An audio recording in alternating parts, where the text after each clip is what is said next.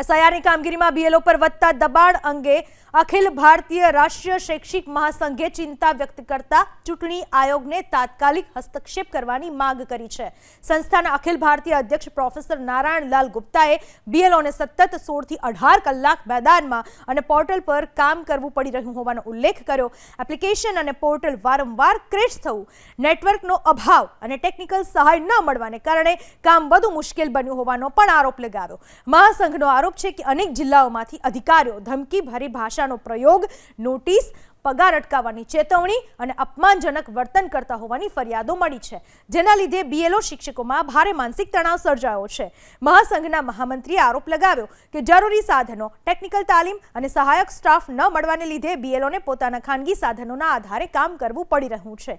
દૂરના પર્વતીય અને રણ પ્રદેશ જેવા વિસ્તારોમાં નેટવર્કની અછતને લીધે ઓનલાઈન વેરિફિકેશન અને ડેટા અપલોડ કરવાનું લગભગ અશક્ય બની જાય છે।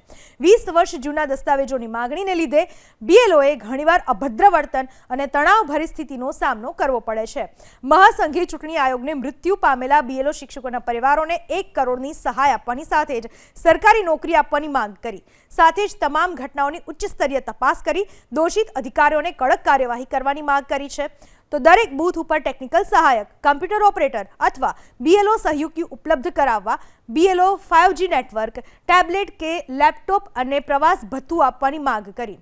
મહાસંઘે એવી પણ માંગ કરી કે અધિકારીઓને સ્પષ્ટ સૂચના આપવામાં આવે કે તેઓ ધમકી, દબાણ અને અપમાનજનક ભાષાનો ઉપયોગ ના કરે। બીએલઓ સાથે સન્માનપૂર્ણ વર્તન કરવામાં આવે।